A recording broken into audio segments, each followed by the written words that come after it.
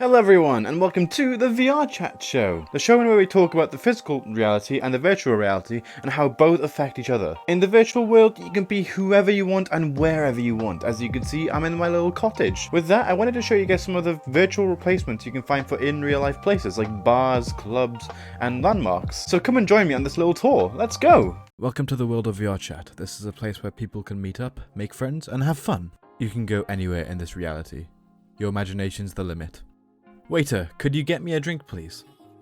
This is the Black Cat, a lounge and bar where people drink the night away and have fun. Or maybe because of COVID, you had to miss out on all the great clubs you went to last year. Well, the Void Club has you covered, but I really want to take you guys to my favourite place to hang out in VR. It's a place where you can relax but also talk to a lot of people and have a great time. I'm here talking about the world oceans away. This world is so relaxing, but you can also have some great conversations here. And it has so much to offer, like a nice and cozy sofa area with a relaxing flame for you and your friends to drink and hang out with. Or maybe after hanging out by the fire, you're really warm and you come into the pool for a bit to cool down. Or maybe you're in the mood to watch something. Well, you can watch it on your massive 100-inch television.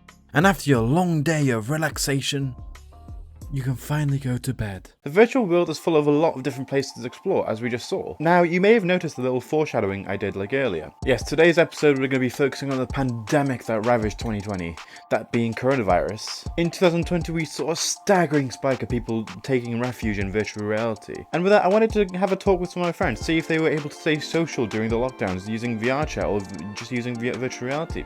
So let's go talk with them. So, when COVID hit, my whole state shut down, and I'm a very social person, so I already was getting into VR when COVID hit. So when COVID did hit, it just like cranked it up to 10. I was actually talking to more people and meeting more people virtually than IRL, and it was amazing. See, the thing is, like, after 6, 7, 8 months of being in quarantine, my level of, I guess, sociability, like trying to socialize in general, it was like at the all-time low. I used to go out a lot, like I used to go like basically back and forth to like certain places. I was a traveler to the T. It was crazy. Then all my, activities halt, the sociability goes down, and I was like, well, I'm a mute for a little bit because I just could not speak to people for like the first 2 weeks of VRchat. I just could not speak to people, but because of just the people I met on VRchat, I've learned how to like talk more, or at least get back my social skills back to the normal level of when I was traveling to begin with, because you're talking to new strangers like every day. The thing is about COVID, VR has been like my only social interaction, or it's basically taken over my social life at this point, because I can't go outside, I can't do like anything, go to clubs, go to parties, go to festivals, or just like anything, really. Which is why I dived into VR way more than I did before. As we can see, the residents of the virtual world didn't see COVID as like a massive issue due to having VR to fall back on. And with that, I was wondering, why is VR such a great place for socializing? And what can VR do that a normal screen can't? I looked for days looking for a great source of information, and I came across Phia, the host of the virtual reality show. Phia has a YouTube channel of over 80,000 subscribers, and she focuses in on the virtual world and key developments that are being made in the virtual world right now. I decided to speak to Phia and ask what can VR do that flat screens can't? Well, I think VR has this really special ability of immersion, and that is something that flat screens don't have. And when you are actually immersed in a game, it doesn't feel like just a video game. It feels like some other place, like you're actually there. So I feel like I'm really in this world right now here in VR, which is something that I wouldn't experience when I was playing a flat game.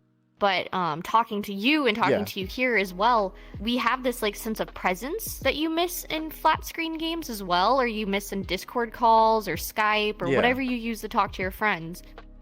And so getting that sense of presence and actually feeling like I'm talking to a physical person really changes it and takes things to this whole unexplainable level. It's really cool.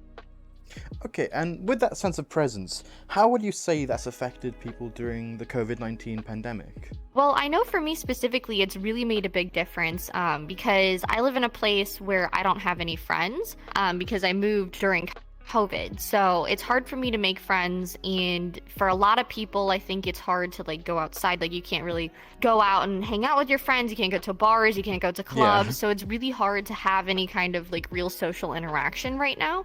And so one of the things that really like eases the load off of having social interactions is VR because you have that sense of presence.